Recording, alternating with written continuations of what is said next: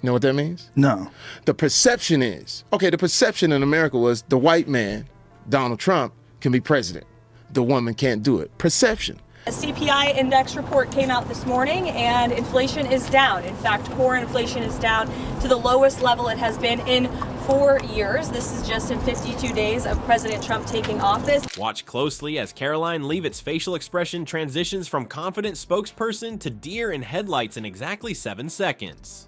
Jamie Foxx just delivered the most unexpected and thorough criticism of Trump we've seen on live TV this year. The desperate blinking, the frozen smile that doesn't reach her eyes, the slight head shake as she realizes none of her prepared responses work against Fox's takedown. This isn't just another political argument, it's a real-time documentation of what happens when the MAGA defense system encounters a glitch it wasn't programmed to handle. Before we move on, I'd like to ask you a small favor. If you appreciate this content, please take a second to like this video and subscribe to the channel. Over 98% of you watch the videos without subscribing.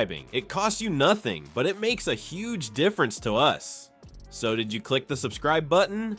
Great. Thank you so much. Now, back to the video. Ever notice how Trump supporters always look so confident before they get completely wrecked on TV? Karoline Leavitt was no exception. Picture this. Another day, another chance for a MAGA mouthpiece to defend the orange man himself. Leavitt, one of Trump's most loyal attack dogs, strutted onto that TV set with the confidence of someone who's memorized their lines and practiced their poker face in the mirror. As a dedicated MAGA loyalist, Leavitt had made quite the name for herself with her unwavering defense of Trump's every move and tweet. She'd polished her skills as the human shield between criticism and her boss, ready to parrot whatever talking points had been drilled into her that morning. The TV producers probably thought they were getting the usual political theater, you know, where the Trump defender says incredible leadership and amazing policies enough times to make viewers at home create a drinking game. But it was true. It was like the one thing that you look at what happened with politics this year,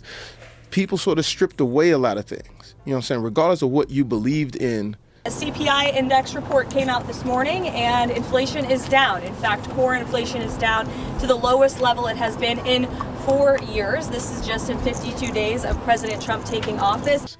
So when you look at that as a comedian, it's like, wow, you know, that was good for me, and that was good for me in a certain way of. And I want to emphasize that these are Social Security political appointees. With every change of a new administration, you have new political appointees, just like me and my colleagues at the White House. Leavitt settled into her chair, mic clipped perfectly, ready to deliver her greatest hits album of Trump defenses. Her strategy was simple: stick to the script about his supposedly brilliant economic policies, throw in some buzzwords like common sense approaches, and pivot faster than an Olympic gymnast whenever anything uncomfortable came up. This was her comfort zone, her bread and butter, defending the indefensible with a straight face and rehearsed confidence. But here's where things got spicy. At exactly 8:42 p.m., when Leavitt was mid-sentence about Trump's executive orders unleashing an economic boom, Jamie Foxx decided he'd heard enough of this recycled propaganda. The energy in the studio instantly changed. You could almost hear the control room producers gasping as Foxx, who wasn't even supposed to be part of this particular segment, leaned forward with that look in his eyes. Leavitt's first hint of panic came when her rehearsed smile froze. Her eyes darted to the producers off camera as if to say, "Nobody told me Jamie freaking Foxx was going to jump in."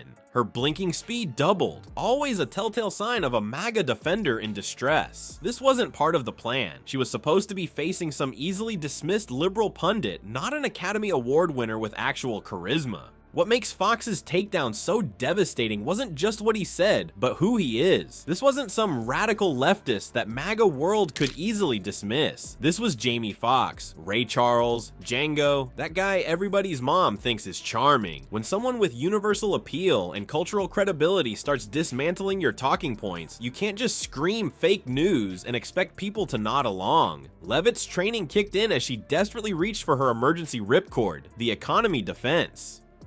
Well, if we look at President Trump's economic achievements... Jamie does so many amazing impressions. What's your go-to impression?